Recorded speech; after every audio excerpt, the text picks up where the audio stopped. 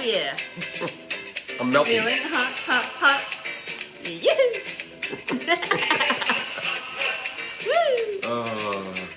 Good morning. Rock here. Nancy here. Feeling hot, hot, hot in this mofo. Oh, hey. Feeling tired too. Holy shoot, we barely made it, guys. Oh my goodness. Oh, We literally just rolled out of bed. She still has Yep. My bed crease. the bed creases on her Oh yeah. arm. Yeah. No, it's It was so hot last night. We barely I slept. Barely slept. I swear to God. If I could have peeled the skin off my body, I would have. Come here. This way. Okay. Yeah, and Naomi, like, poor her, she had, like, I don't know, like a heat rash or something, and she was itchy and hot, and took a cold shower at 1 in the morning, and yeah, so it was, we're gonna have to do something about this hotness today. Get some, I don't know, some portable air conditioner or something. I'm gonna sleep in the fridge. I don't know. You're funny. It is hot. How's everybody doing this? How is everybody doing? On this hot, beautiful morning. We had a great day yesterday, I'll tell you. Yeah. I'll tell you that. We went to O'Brien's Beach. O'Brien Beach? Yeah. Yeah. And we swam, and we had some beers, and we barbecued. Well, and you we had beers. Lounged. Yeah, I'm talking about myself. Oh, you said we. Well, whatever. Yeah. We had a great day. Yeah. Great day. You're talking in a third person. Well, ish. We had a great day. No, we had a great day, but we did not have beers. No. No, you had beers. Fair enough. Yeah. Uh-oh. No, it was good. It was like the perfect thing to do because it was so hot. And I don't typically like going in the Ottawa River, so I'm like, oh, let's go to, Lac Meech and... O'Brien Beach, and we were able to get in. Yeah, no, it was great. There were a lot of people. Not that much. When we got there was about 200 people there. But it was still kind of spacious. So and then they because when we got there it was around 3 o'clock, and typically speaking, that park kind of closes around that area. Well, it doesn't close, but it's free after that, right? Yeah. So there are less people that go at 3 and then 4 and 5 and 6. Right. But we stayed until like 8. 9 actually. Was it about 9? Yeah, 8:48. Wow. Yeah, I wanted to see the sunset. I don't know. I posted it on the Facebook. It was, oh my God, the sunset was so beautiful. It was wicked. And I knew it would be because it's like the way the mountains, like it's like you're swimming and there's like a lot of like layers of mountains all around. Yeah. It's like you're right in the forest. It's so nice. Super beautiful Oh there. man, what a nice spot. And I'm sure we'll be visiting that spot quite often.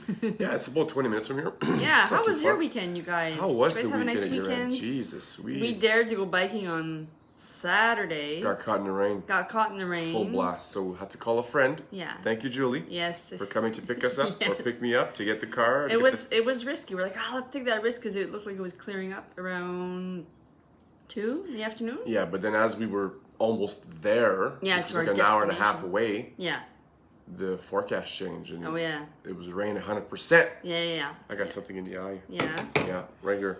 So this week, we are going to focus on revamping your kitchen. Yeah. So I remember oh my gosh, 10 years ago when I decided to finally clean my diet, eat healthier, because I was noticing the significant difference in how it was making me feel great, and I was feeling less anxious, and I was like, wow, there's really something to this.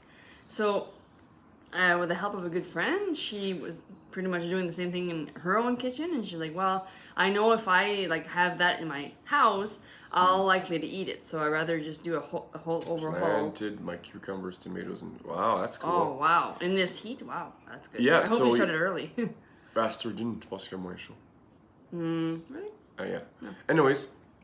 So then that inspired me to be like, okay, well, me too. I'm just gonna take massive action, get rid of all. And I mean, that was my journey. I don't recommend that for others. When I coach my clients, I actually recommend them to take 1 to 3 items a week and then switch it with something healthier. It out. Yeah. Specifically stuff that you're going to use consistently. Yeah, so today... ingredients, for example, Well, that's going to be tomorrow's topic. Because this is this week's challenge on how to, swap things, 1 or 3 things a day at a time. So today we're going to focus on what kind of tools and things that you can use. The quality of your tools makes a big difference. Yeah. You know that old Tefal pan you have that's Tefal's all gone and it sticks and it's all rot. That's no good. Yeah, so when you're Get rid of cooking that. with like those pans, Tefal or like aluminum pans, or You gotta like be careful the with that. thing that happens is that, especially if they're scratched, you know, because you've used them for so long, that leaches inside your food, and a lot of it goes into your bloodstream. So we use cast iron. Yeah, cast iron is the best investment I've ever for Nice. for the cooking stuff. You can't go wrong with a good cast iron pan. I would suggest that if you are going to look at getting cast iron pans, Canadian products, American products, I would suggest you focus on that. Yeah. None of these garbage products. I'm not going to mention any names, but we see that made in something on all of our products. I wouldn't buy any cast iron from that area. Yeah, it's Just good because to buy I local don't. as much as possible. Well, it's because they have different standards in their production, and you don't want lead in your cast iron pan. You don't want a lead blend in your cast iron pan. I wouldn't take any chances. I'm just saying. Right. Ours are from Canada, and I found one at Value Village, believe it or not, for like $7, just a small one. Yeah. We lucked out. Old Mountain, that's the company name, and I think that's an American company. You really want quality in your stuff. It's super important. Yeah. Don't skimp out. Like these are the pots and pans that are gonna last us forever. And those, That's it. and those, the reasons that they're so good is that because they leach iron They leach iron. in your bloodstream. So it's great because then if you're low in iron, which a lot of us are, then Specifically women. and then so that's a great way to. Good morning, Jeanette. Yeah, good morning. So yeah, you wanna have good stuff in your kitchen, and you also wanna get rid of. This is also a good opportunity for you to purge some of the stuff you don't use. You know, like the blender you haven't used in 3 years that just sits there. Or like the mixed match Tupperware that we don't. Yeah, maybe it's a good idea for you to revamp all that and look at your appliances that you have. The bread maker you don't use anymore, and get rid of that stuff. Make room. Yeah. Make room for better stuff. Like we have a waffle iron that we use on a regular basis. We have the cast iron pans. We have toasters. We have a blender. Yeah. That's it. Yeah, for Mixer, the longest time, that's I it. had this. I had a blender called Ninja, which was pretty good, but it would like last me like no longer than 2 years before it would not stop working. So I'm like, you know what? I'm gonna invest. I use this like every single day. I make sauce, smoothies, ice cream, all those things. I'm gonna invest in a good one. So we got ourselves a Vitamix finally, and we love it. Vitamix. Yeah, we love it. So sometimes it's good to not skimp out all the time because you end up paying the full price of a Vitamix anyway because Well, you that's keep the buying thing, them. right? Oh, you buy something that's on sale. Está especial, là. So you buy that there, lasts 6 months. Then you have to go back and buy another one. Buy another one. Meanwhile, things that you use if you often. would have just spent the money and bought a good one, I'm learning a lot about that. Yeah. Quality Yeah. is important. For sure. Specifically with stuff you're going to use every day. Yeah, for sure. So that's a good opportunity for y'all and us too, I guess, to look through your kitchen and your appliances and get rid of some stuff. Like, we don't even have a microwave. Yeah. That's true. We haven't We've had used a a microwave in like since- 10 years. I won't say 10 years, but at least 5 years. I know. More than that because in the East End we got rid of ours. Yeah, so it's been a while. We haven't used a microwave. I haven't 8 years. We'll pressed say 8 beep years. boop beep in a long time. And the reason for that is because, and I'm sure you know this, because it just zaps all the vitamins and nutrients from your food. Yeah. And because our foods are already depleted because of the soils. Yeah. And where we take our food, where we take it from, like by the time it travels all the way here, it loses its vitamins and nutrients content. Yeah. And our concentration, and then it's stored in the freezer. In the fridge in the store, and then we bring it here, we put it in the fridge, and then we cook it or we zap it. So then No good. because it's like you don't get all the vitamins and nutrients Here's that your cells how need. I will explain it to you in a visual way. You ever microwave something and it doesn't taste the same as it tasted when you had it in the oven or when you cooked it on a pot or in a pot? There's a reason for that. So it actually changes the chemical not the chemical compound, but the molecular structure of your food. So what microwaves do is this is a molecule in your food, right? This is how it's supposed to be. Let's say, okay? Well, the microwave creates friction, right? You don't see it. It's just making that stuff do that, right? And what happens is when you shut it off, boop, it doesn't set quite properly where it was before, right? So instead of having a perfectly molecule, it's off. Now you got to do your own research. This is what I'm thinking, right? And that's why the food tastes different. Yeah. When you warm it up, it looks like a pizza, smells like a pizza, but doesn't taste quite like a pizza. It's because Epicure steamer, check it out. That's actually a good idea. Yeah. So if you go through your stuff and take a look at stuff you don't use. Yeah. And maybe get rid of it. You got 3 toasters? Come on. Well, we have 2, so we can't. We have 2. We can't say that. Well, we should get rid of But listen, we another thing that I want to mention here. Well, for the microwave too, and it's like the radiation too is not good. That goes into your food, and then you eat that radiation, and then over time, you want to stay away from radiation as much as possible. Do your own research in regards to microwaves. We've stopped using them over 10 years ago. We're all right. And we get it. I mean, it's convenient. Yeah. It's, if you have little ones, it's easy to just like pop something in there and it's ready to go. I get it. But you pay for convenience. That's the thing. You pay for convenience. 100%. With your health mostly. Most of the time.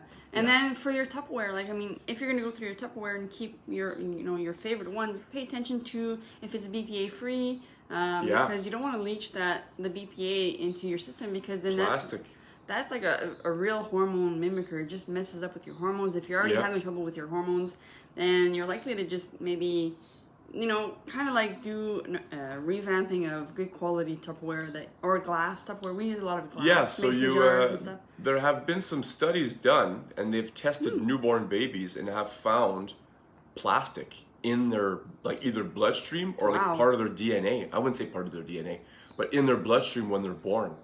So that goes to tell you that all the plastic products is leaching in our system and is being passed on through birth. Yeah. So it's a big deal. It is a big deal. So BPA, I would suggest personally, no Tupperware. That's what I would do. Well, but mason jar or glass. Yeah, glass containers.